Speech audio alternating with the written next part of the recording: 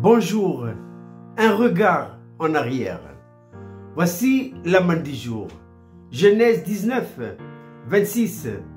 La femme de Lot regarda en arrière et elle devint une statue de sel. Elle est bien sortie de Sodome et de Gomorrhe avec Lot. Mais que s'était-il passé en cours de route?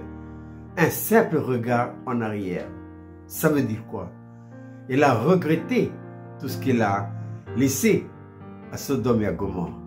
Et ce simple regard en arrière, ça peut être un geste de la tête, mais ça peut être aussi des pensées intérieures. Et c'est ça qui a fait qu'elle a été figée sur place, une statue de sel, complètement paralysée. Maintenant, sur le plan spirituel, que se passe-t-il? Depuis le jour où nous sommes nés de nouveau, le Saint-Esprit a introduit en nous, dans notre esprit, la vie de Dieu. Voilà que commence pour nous une nouvelle aventure. Et tout au long de cette aventure, que des choses en vous et moi doivent être lâchées sur la route. Ah oui. Et ça, c'est l'œuvre profonde du Saint-Esprit et de la croix. Et je dois dire ceci, que nous devons être vidés de tout. Et quand le Saint-Esprit pointe du doigt quelque chose qu'on a amené du monde, de l'Égypte, il ne faut pas hésiter de le couper. Et une fois que c'est coupé, ne regrettez jamais ce que vous avez lâché. C'est pour nous rendre beaucoup plus légers, pour mieux courir notre vocation. La première génération sortie de l'Égypte, que s'était-il passé? Eh bien, elle a sombré dans le désert. Elle fut désagréable à Dieu. Et pourquoi? Elle n'arrêtait pas de murmurer.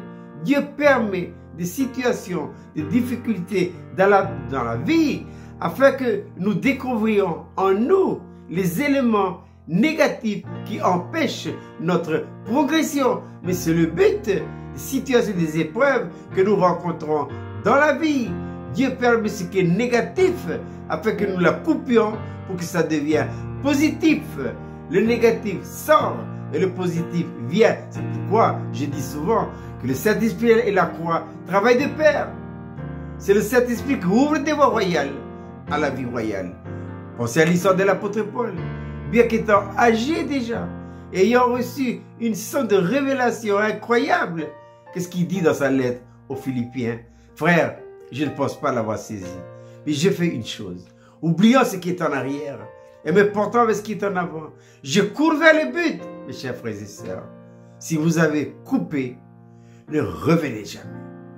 Je répète cette belle petite manne pour ce matin, un regard en arrière. Genèse 19, 26. La femme de Lot regarda en arrière et elle devint une statue de sel. Je vous souhaite de passer une agréable journée.